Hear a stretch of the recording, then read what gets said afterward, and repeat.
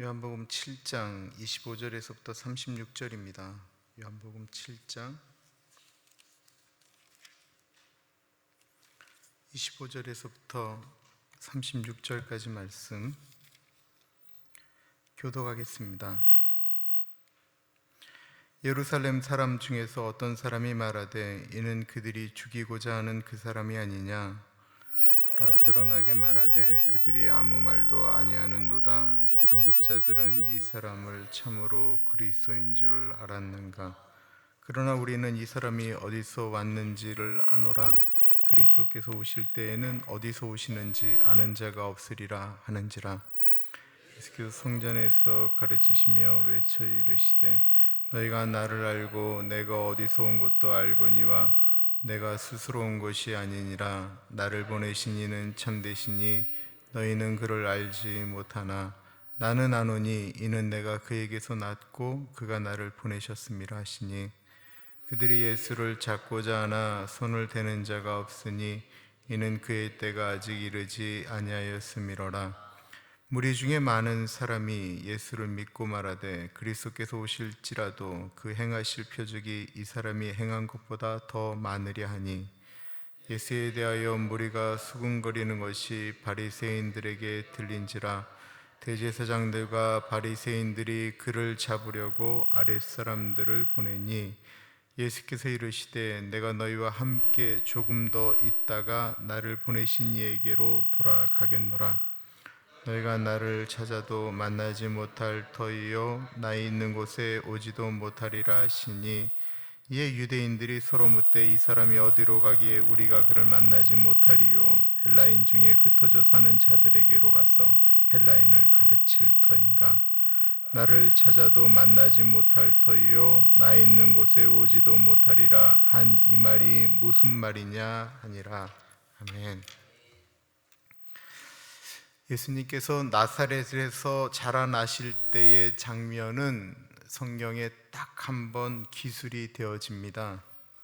누가복음 2장 52절 말씀인데요. 누가복음 2장 52절 말씀. 예수는 지혜와 키가 자라가며 하나님과 사람에게 더욱 사랑스러워 가시더라. 제가 이 말을 참 좋아하고요. 예수님이 키가 자라며 하나님과 사람에게 더 사랑받으신 것처럼 우리 아이들도 그렇게 해주십시오라는 기도를 많이 합니다. 그러면서 이제 상상을 하는 것입니다. 하나님과 사람에게 더욱 사랑스러워지셨다. 예수님은 자라시면서 부모인 요셉과 마리아에게 정말로 좋은 아들이었을 것입니다. 동네 사람들에게 인사성도 바르고 호수 같은 눈동자에 긴 머리칼로 목수일을 하셨습니다. 동네 사람들에게 인사도 잘하고 순종적이었습니다.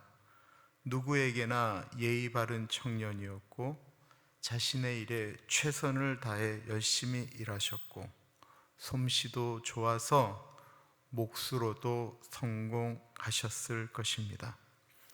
하나님인 신 예수님이 만드신 책상이나 의자가 얼마나 튼튼했을까요? 요셉 목수 공방은 아주 그래서 예수님 때문에 대박이 터지기도 했었을 것입니다. 그러니까 누가복음 2장의 말씀만 보면 예수님은 사람들에게 늘 칭찬을 받던 분이셨습니다.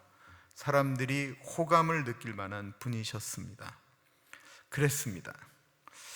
그랬던 예수님이 어느 순간부터 비호감이 되기 시작했고요. 수도 없는 욕을 먹는 존재가 되기 시작했다라는 것입니다. 언제부터였을까요? 하나님의 뜻을 행하기 시작한 소위 말하는 공생애가 시작되면서부터 예수님은 그렇게 욕먹기 시작했습니다. 왜 하나님의 뜻을 행하려 하면 칭찬해야 되는데 욕을 먹을까요? 하나님의 뜻을 행하는 것은 일반적인 생각을 가진 사람들의 생각과 종종 충돌하기 때문에 그렇습니다. 성경에 예수님을 보면 더욱 그것을 많이 느낄 수가 있습니다. 사회에는 이런 이야기가 있습니다. 모난 돌이 정 맞는다. 예수님은 유대 사회의 모난 돌과 같았습니다. 사람들은 가난한 사람에게 동정을 합니다. 가난해서 내가 동정할 만하고 내가 무엇인가를 도와줘야 될 땐 이 사람이 참으로 귀하고 소중하게 느껴지는데요, 이 사람이 그 가난함에서 극복하면서 내 자신보다 더 좋아지고 힘이 더 생기고 말을 잘하고 하면은 가난할 때 내가 가졌던 그 동정심과 이 사람이 잘 될 때 내가 갖는 기쁨이나 이런 거하고는 좀 다른 문제예요. 사람들은 내가 동정하는 그 사람이 잘 돼도 나보다는 조금 가난하고 나보다는 조금 못할 때 마음이 좋습니다. 예수님은 잘하시면서 사람들에게 참 좋은 청년이라고 하는 칭찬을 받았을 것입니다. 그러나 거기까지입니다. 예수님이 끝까지 몫으로 남아 계셨더라고 한다면 계속해서 칭찬을 받으셨을 텐데, 예수님이 어느 날부턴가 나는 하나님의 아들이고 그리스도라고 말하는 순간부터 예수님에 대한 사랑은, 칭찬은 사라지기 시작했다라는 것입니다. 예수님이 유창한 언어로 모세의 율법을 가리키자 그 갈등이 절정에 다다르기 시작했습니다. 어제 본문 15절에 보면 이 사람이 배우지도 않았는데 어떻게 글을 아느냐라고 말을 합니다. 예수님이 글을 몰라도 목수일만 잘하면 참 좋겠는데 그 몫으로 불렸던 그 좋은 청년이 갑자기 자기들만 읽었던 히브리어 원전을 가지고 말씀을 전하니까 기분이 안 좋아지기 시작한 것입니다. 거기다 원전을 읽을 뿐만 아니라 율법을 재해석해서 이야기를 합니다. 그 이야기가 바로 안식일에 대한 이야기입니다. 어제 본 말씀 22절과 23절입니다. 우리 같이 한번 읽어보겠습니다. 시작. 모세가 너희에게 할례를 행했으니 그러나 할례는 모세에게서 난 것이 아니요 조상들에게서 난 것이라. 그러므로 너희가 안식일에도 사람에게 할례를 행하느니라. 모세의 율법을 범하지 아니하려고 사람이 안식일에도 할례를 받는 것이 있거든 내가 안식일에 사람의 전신을 건전하게 한 것으로 너희가 내게 노여워하느냐. 이 말이 무슨 이야기냐면요, 그 할례라고 하는 것은 이스라엘 남자아이들이 태어나면 그 8일 만에 행하는 그 여기 오늘날로 말하는 포경수술이죠. 그 할례를 행하였는데 그거는 모세 이전부터 행하였던 거예요. 그런데 8일 날 무조건 할례를 행하겠다라고 이야기하다 보니까 8일이 안식일이 돼도 안식일 날 할례를 행하는 것이었습니다. 안식일에는 아무것도 행하여 되지 않는데 이 할례를 그렇게 행하였다라는 거예요. 그래서 당시 사용되어졌던 말이 할례는 안식일보다 우선이다 라고 율법학자들이 이야기했다고 합니다. 그것에 대해서 예수님이 말씀하시는 거예요. 너희들이 그 율법, 정확한 율법 안에는 할례를 안식일에 행해야 된다 이런 얘기 전혀 없는데도 할례는 안식일에 행하면서 내가 베데스다 연못에서 38년 된 그렇게 불쌍한 사람을 온전케 한 것을 가지고 시비를 거느냐 라고 율법을 풀어서 설명한 것입니다. 예수님의 말씀은 많은 사람들에게 분명히 이해가 됐을 것이고 많은 사람들에게 공감을 일으켰을 것입니다. 그래서 사람들이 그러면 예수님 당신의 말씀이 옳습니다 라고 이야기했을까요? 오늘 본문 말씀 25절과 26절입니다. 예루살렘 사람 중에서 어떤 사람이 말하되 이는 그들이 죽이고자 하는 그 사람이 아니냐. 보라 드러내게 말하되 그들이 아무 말도 아니하는도다. 당국자들은 이 사람을 참으로 그리스도인인 줄 알았는가? 그들은 예수님의 말씀을 듣고 맞다라고 말한 것이 아닙니다. 예수님을 죽이려고 했다라는 것입니다.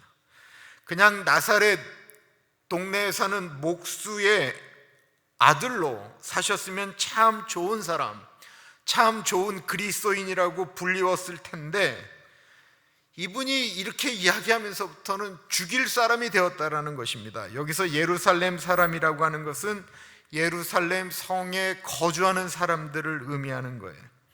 당시 초막절에는 예루살렘 성에 거주하는 사람들뿐만 아니라 흩어졌던 수많은 사람들이 들어왔죠. 그런 외부에서 온 사람들에게, 순례자들에게는 예수님의 말씀이 새롭게 다가왔지만 권력의 중심부에 있는 예루살렘 사람들에게는 그 예수님을 죽이기로 결정한 바리새인들이나 제사장들이나 그들의 이야기가 그 예루살렘 성 안에 있는 사람들에게는 공감이 되었다라는 것입니다. 왜 그랬을까요? 이들은 자신들이 갖고 있는 기득권이 굳이 그들이 바리새인이 아닐지라도, 굳이 그들이 제사장이 아닐지라도 그 예루살렘 성 안에 들어와서 살 수 있는 것 자체가 특권이었기 때문에 그렇습니다. 그래서 이 평범하게 예루살렘에서 살던 사람들에게도 예수님을 죽이로 결정했던 그 예루살렘 리더십의 이야기는 그 사람들 가운데 이상하게 들리지 않았다라는 것입니다.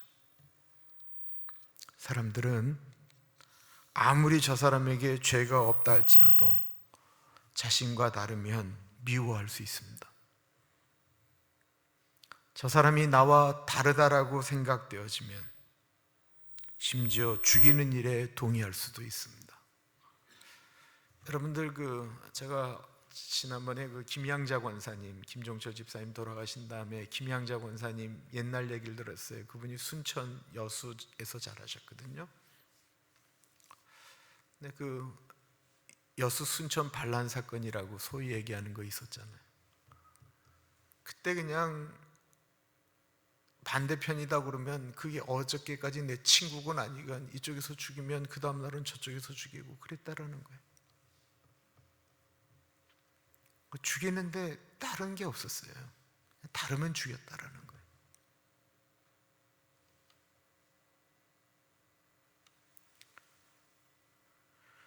그런데 그 예수님을 죽이기로 결정한 것을 분명히 본인들이 알고 있는데도 예수님이 그렇게 담대히 말하는 것을 보면서 죽이지 않는 것을 이해할 수가 없었던 것입니다.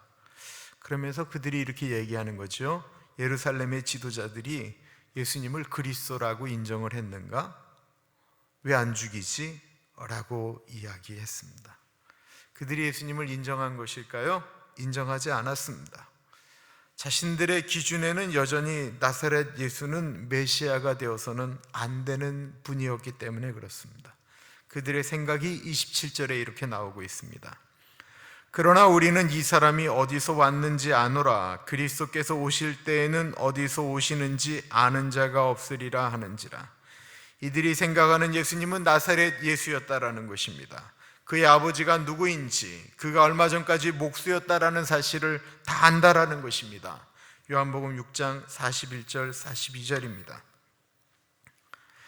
자기가 하늘에서 내려온 떡이라 하심으로 유대인들이 예수에 대하여 수군거려 이르되 이는 요셉의 아들 예수가 아니냐? 그 부모를 우리가 아는데 자기가 지금 어찌하여 하늘에서 내려왔다 하느냐? 예수라는 이름을 우리가 다 잘 알고 있었다라는 것입니다. 예수라는 이름의 뜻도 우리도 알고 있습니다. 우리를 죄에서 구원하실 자라고 하는 뜻입니다. 이름이 예수인데 그 예수님을 왜 모르느냐고, 그 당시 사람들은 왜 모르느냐라고 우리가 말할 수 있지만 그 당시 예수라는 이름은 2009년도 미국에서 제일 많은 이름이 제이콥이었는데 그 당시 제이콥이라는 이름과 똑같은 이름이었다라는 것입니다. 너무나도 흔한 이름이었어요. 심지어는 그 빌라도가 예수님을 살리고 싶어서 그 나라에서 가장 악랄하고 무서웠던 강도 바라바를 이야기하잖아요. 이 표준세 번역을 정확히 보면 표준세 번역 27장 17절에 보면 내가 바라바 예수를 놔줄까 그리스도 예주를 놔줄까 라고 이야기한다라는 거예요. 그렇게 예수라는 이름이 흔했어요. 골로새서 4장 11절에 보면 바울의 친구의 이름이 예수 유스도입니다. 그리고 사도행전에 나오는 박수무당의 이름은 바예수였습니다. 그러니까 예수님이라는 이름은 흔하디 흔한 이름이었습니다. 그런 흔한 이름이 하나님의 아들이라고 이야기하니 웃기는 것입니다. 그런데요, 예수님이 잘하는 것을 어릴 때부터 본 세례 요한은 보라 세상죄를 지고 가는 하나님의 어린 양이다라고 이야기했습니다. 어떻게 보느냐의 차이인 것입니다. 이런 사람들의 생각에 예수님이 말씀하십니다. 28절 29절입니다. 우리 같이 한번 읽어보겠습니다. 시작.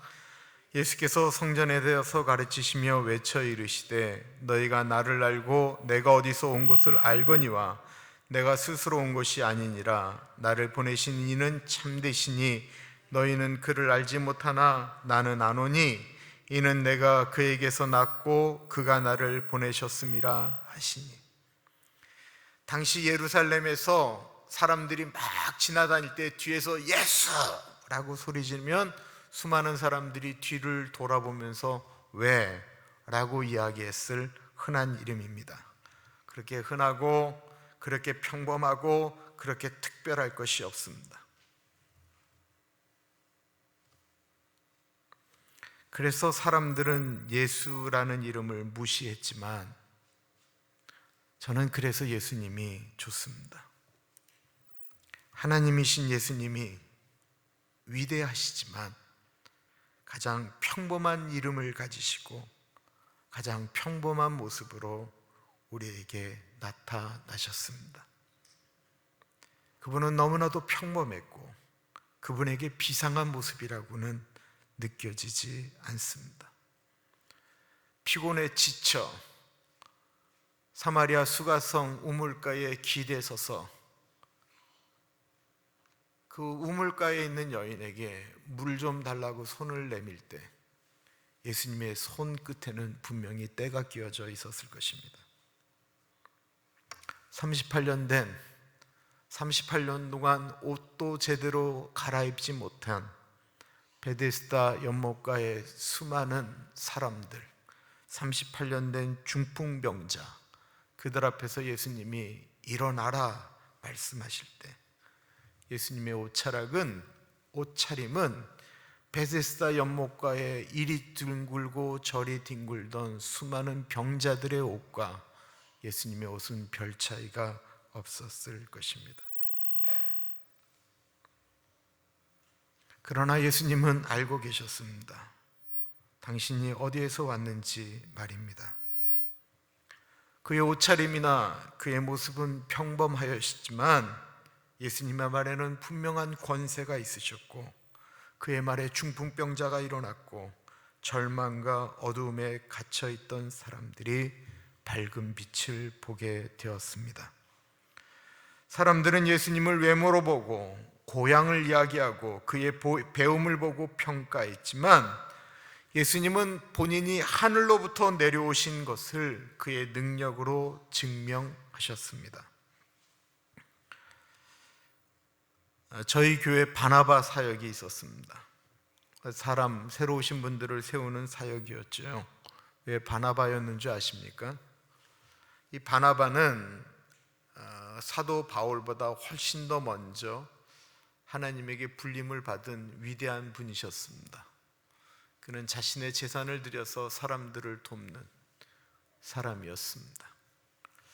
그가 사도 바울이 예수님을 믿는 사람들을 잡아 죽이려고 가다가 다메섹에서 뒤집어진 다음에 사람들이 이 바울을 믿지 못하니까 직접 사도 바울을 데리고 다니면서 지도자들에게 소개하고 이 사울이 이제는 그 옛날의 사울이 아닙니다 라고 하면서 그 사도 바울이 될 때까지 이 바나바가 그를 계속해서 돌봐주고 있었습니다.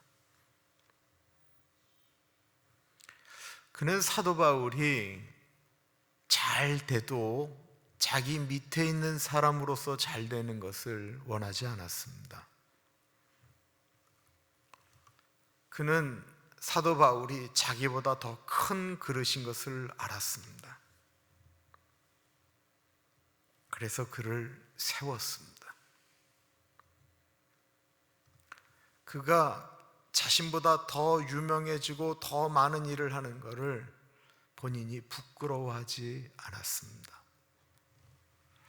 사람들은 예수님이 나사렛에서 살고 그의 출신이 그렇고 그의 고향이 그렇고 그의 직업이 그랬기 때문에 예수님이 아무리 뛰어난 능력을 발휘해도 너는 우리보다 뛰어나서는 안 된다라는 것입니다.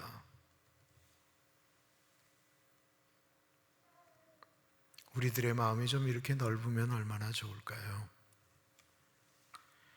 예수님이 너희들은 나를 보내신 그 하나님을 모른다라는 말에 이 사람들이 화가 치밀었습니다. 그래서 예수님을 잡으려고 했습니다. 그것이 가능했을까요? 30절은 이렇게 이야기하고 있습니다. 그들이 예수를 잡고자 하나 손을 대는 자가 없으니 이는 그의 때가 아직 이르지 아니하였음이로라. 사람들은 자신들이 무엇이든 할 수 있다라고 착각을 합니다. 그래서 예수를 붙잡을 수 있다라고 생각했습니다. 아닙니다. 예수님을 붙잡고 예수님을 십자가에 못 박을 수 있는 그 시간마저도 하나님이 허락하셔야만 가능했다라는 것입니다.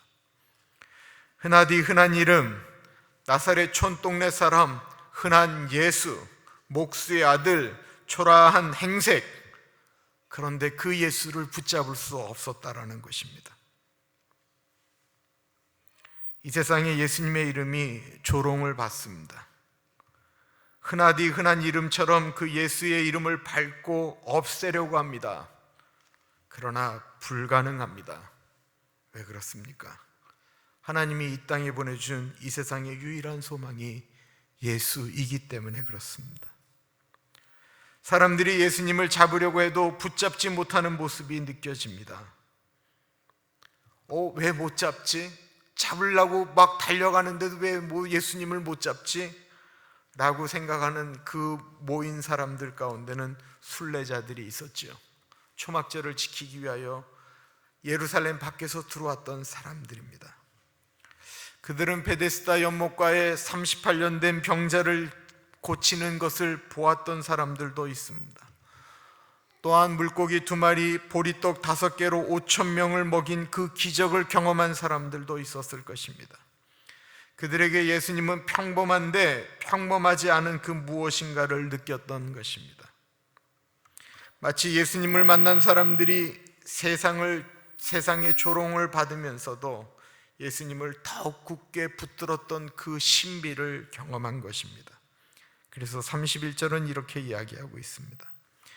무리 중에 많은 사람이 예수를 믿고 말하되 그리스도께서 오실지라도 그 행하실 표적이 이 사람이 행한 것보다 더 많으리하니. 사람들이 웅성웅성거리는 거예요. 예수님을 잡으려고 해도 잡지 않는 모습을, 못하는 모습을 보면서 진짜 메시아가 온들 이 예수님이 행하는 일만큼 행할 수 있느냐라고 이야기되는 것이었습니다. 예수님을 미워하는 사람들은 예수님을 믿는 사람들이 많아지는 것에 늘 위기를 느끼게 됩니다. 아무리 놀라운 일을 행한다 할지라도 나사렛 예수는 메시아가 되어서는 안 됩니다.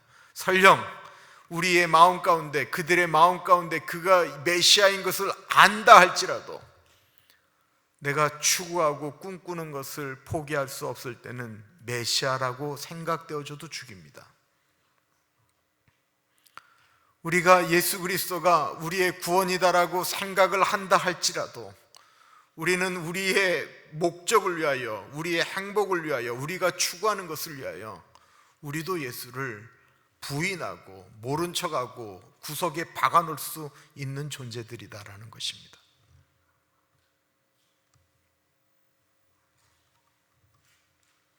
사람들이 끊임없이 예수는 하나님이 아닌 인간이어야 한다고 주장하는 오늘날과 똑같습니다.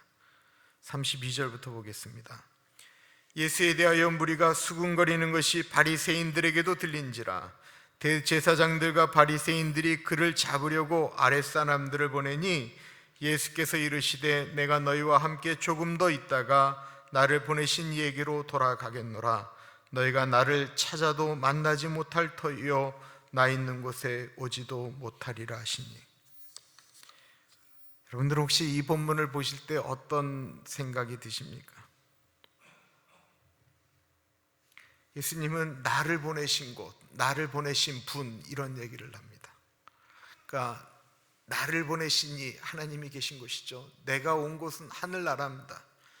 하나님 나라에 있었던, 하늘에 있었던 예수 그리스도가 사람에게로 오신 거예요. 사람으로 오셨어요. 그리고 사람들과 함께 먹고 마셨어요. 그리고 하나님 아버지 마음으로 사람들을 대하셨어요. 그리고 예수님의 시간이 끝이 나면 다시 하나님 나라로 올라가셔야 된다라는 것입니다. 그러니까 예수님의 시간이라고 하는 것은 제한되어져 있었습니다. 그 시간에 사람들은 놀랍게도 하나님을 직접 눈으로 본 것이었습니다. 요셉의 아들로 살았던 30년을 보았고 하나님의 일을 감당하는 것으로 3년 반을 보았습니다. 내가 너희와 함께 조금 더 있다가 라고 하는 말은 무엇을 의미하는 거냐면 요한복음 7장이지만 이미 요한복음 7장을 넘어가는 이 순간에는 예수님의 공생애의 후반기 쪽으로 들어가고 있었다라는 것입니다. 이제 조금 더 있으면 나는 너희들 앞에 없다라고 이야기하고 있는 것입니다. 시간이 얼마 남지 않았다라는 거예요. 그 얼마 남지 않은 시간, 그 얼마 남지 않은 시간에 인간의 모습으로 오신 그 흔한 이름 예수님을 만나지 못하면 더 충격적인 것은 34절 끝에 나오는 나 있는 곳에 오지도 못하리라고 하는 말입니다.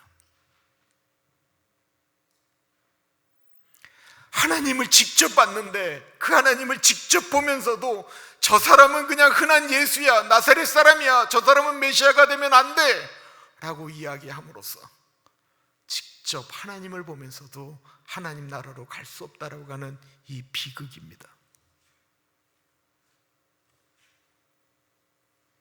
그것을 가장 못 믿는 사람들 중에 누가 있었을까요? 예수님의 형제들 아니었겠습니까? 얼마 전까지는 형이었고 얼마 전까지는 오빠였으니 말입니다. 이들 중에 가장 안 믿었던 동생 야고보가 야고보서를 썼지요. 그리고 그가 순교하였습니다. 우리가 갖고 있는 우리의 생각이나 우리의 경험으로 예수님을 생각하면 우리도 예수님을 믿는데 그 하나님 나라를 못 갈 수 있다라는 것입니다.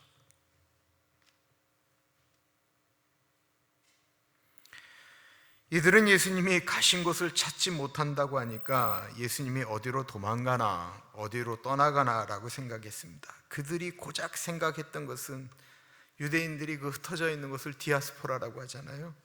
그 헬라 지방이나 이런 데 가서 그들이 만드는 공동체, 예수님이 그런 데로 가서 뭔가를 가리키나 라고 생각을 합니다. 35절 36절입니다. 이에 유대인들이 서로 묻되 이 사람이 어디로 가기에 우리가 그를 만나지 못하리요? 헬라인 중에 흩어져 사는 자들에게로 가서 헬라인을 가르칠 터인가? 나를 찾아도 만나지 못할 터이요 나 있는 곳에 오지도 못하리라 한 이 말이 무슨 말이냐 하니라. 천국에 대한 생각이 없는 분들, 교회를 다니시기는 하지만 영원한 것에 소망을 두지 않고 사는 분들은 예수님이 어디로 가시는지 어디에 계시는지 별로 관심 없습니다. 분명히 관심이 있다라고 하고 천국을 소유한다라고 이야기하지만 사실 많이 그렇지가 않습니다. 천국을 생각하지 못하는 사람들, 예수님을 단순히 좋은 사람이라고 생각하는 사람들은 절대로 생각하지 못하는 곳이 있다고 한다면 예수님이 다시 가신 곳이다라는 것입니다.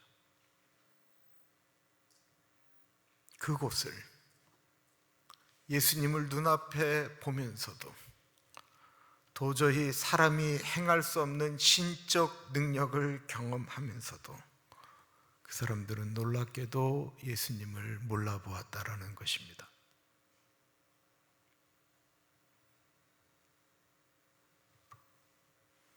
신앙생활을 하면서 예수님을 섬기면서 훗날 그 예수님과 만날 것을 기약하지 못한다고 한다면 그것은 참 슬픈 일일 것입니다. 정말 가나안 교회 와서 제 나이 이제 54세인데 10년 동안 정말 많이 보냈습니다. 죄송한 얘기지만 하나님 이렇게 목회하고 싶지 않습니다. 보낼 때마다 너무 힘이 드니까 이게 정말 이렇게 마음이 병이 되는 것 같아요.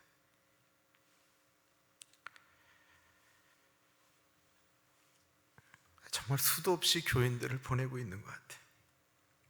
감사한 건 하나님께 보내니까 감사한 거고요. 힘든 거는 다시는 보지 못한다라고 생각하니까 아픈 거죠. 내가 또 본다고 한다면 뭐가 그렇게 힘들겠어요? 돌아가시면 좋은 데로 가는데, 좋은 데로 못 가서 슬픈 게 아니고 다시는 못 본다라고 하는 게 참 슬픈 일인 것 같아요. 다시는 말하지 못한다라는 것입니다. 다시 보는 것은 고작 가능한 것은 내가 죽어야만이 다시 볼 수 있다라는 것입니다. 그럼에도 불구하고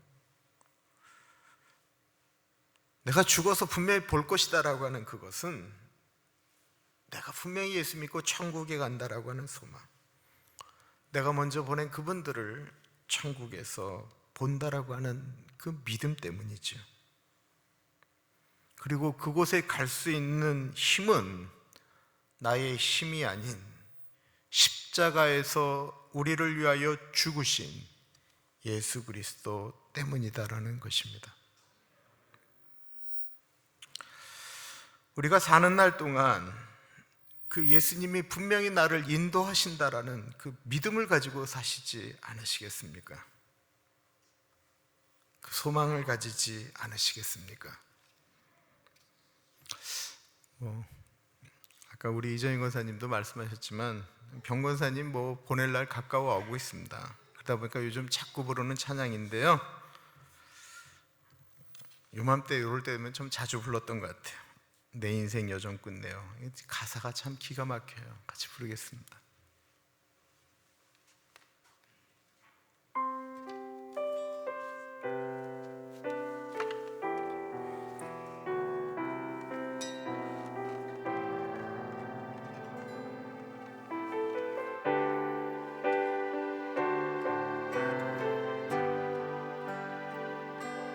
내 인생 여정 끝내요. 강 건너 언덕 이를 때 하늘 문 향해 말하리. 예수 인도하셨네. 매일 발걸음마다 예수 인도하셨네. 나의 무거운 죄 짐을 모두 벗고 하는 말 예수 인도하셨네. 이 가시밭길 인생을 어덕이면서 갈 때에 시험과 환난 많으나 예수 인도하셨네. 매일 발걸음마다 예수 인도하셨네. 나의 무거운 죄 짐을 모두 벗고 가는 말 예수 인도하셨네. 내 밟은 발걸음마다 주 예수 보살피시사 승리에게가 부르며 주를 찬송하리라. 매일 발걸음마다 예수 인도하셨네. 나의 무거운 죄 짐을 모두 벗고 가는 말 예수 인도하셨네.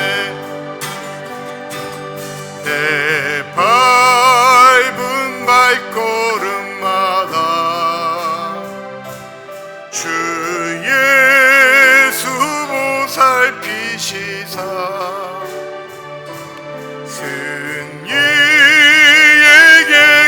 부르며 주를 찬송하리라. 매일 발걸음마다 예수 인도하셨네. 나의 무거운 죄짐을 모두 벗고 하는 말 예수 인도하셨네. 기도하겠습니다. 주님, 내가 가는 모든 여정에 주님이 나를 인도하십니다. 내 인생이 끝나는 그 끝자락에 나를 이 자리에 세우시고 나를 여기까지 인도하시는 분은 예수 그리스도이십니다. 주님, 나에게 그 믿음을 더 단단하게 해달라고 같이 기도하겠습니다.